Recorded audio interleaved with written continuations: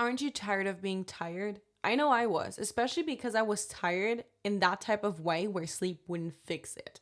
Nothing changed. No matter how much I rested, I really couldn't rest. Like my mind would never turn off. I would never feel like I was relaxed. I never felt like I could actually recover. It felt like I was tired all the time. Then maybe I was tired a little bit less before I got tired all over again. And that cycle kept showing up in my life for such a long time. So we want to change that for you and make sure that you break out of it way faster and way sooner than I did. So when I started this journey of personal development, it wasn't because I was all excited and had these big dreams, desires, and visions. It was more like I was exhausted by my life. I was tired of being me. I was tired of my everyday life. And it wasn't because I was doing too much. I actually wasn't even doing a lot. Probably you will look at me and go, this bitch used to be super lazy. And it wasn't because I was lazy, it was because I couldn't take it. Like my body just wasn't able to go harder. I felt like I was anxious all the time. I felt like I was just getting by and I was getting it all done. I mean, you couldn't tell if you just saw me.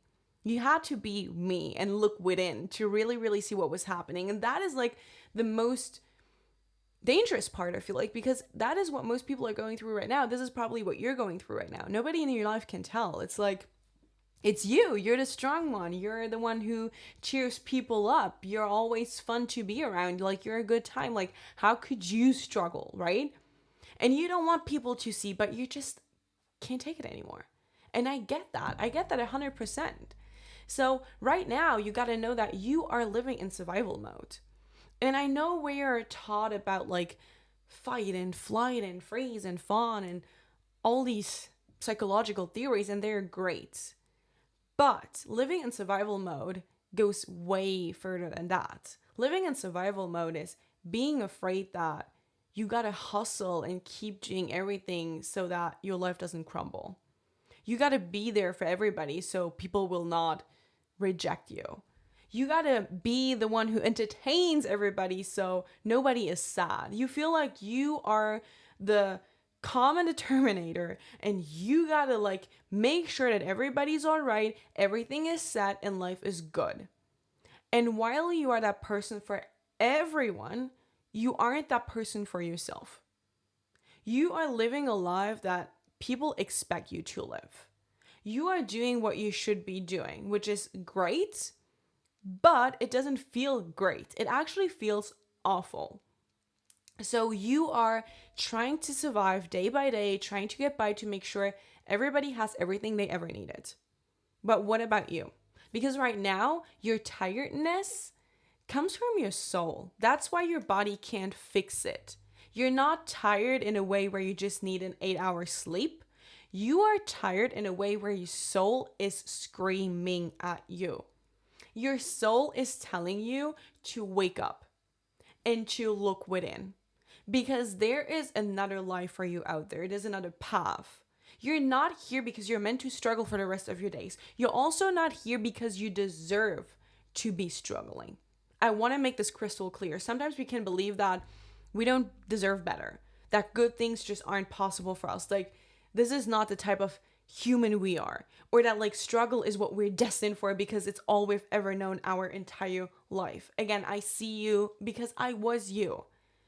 But if you got born into a family or circumstances where survival and struggle and working hard was the norm, it makes sense that no one has ever taught you how to live, how to thrive, how to be yourself and get rewarded for it.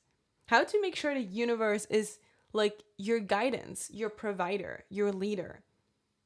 Right now, you are just trying so hard going against your soul because your human believes it's unsafe to follow your dreams.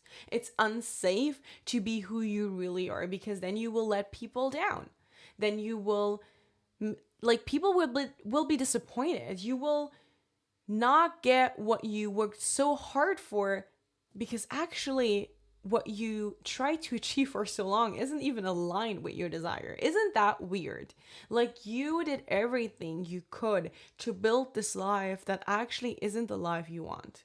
And if you admit that to yourself, well, that can hurt. And that can be shocking to you and to others. So right now, you're wasting your potential.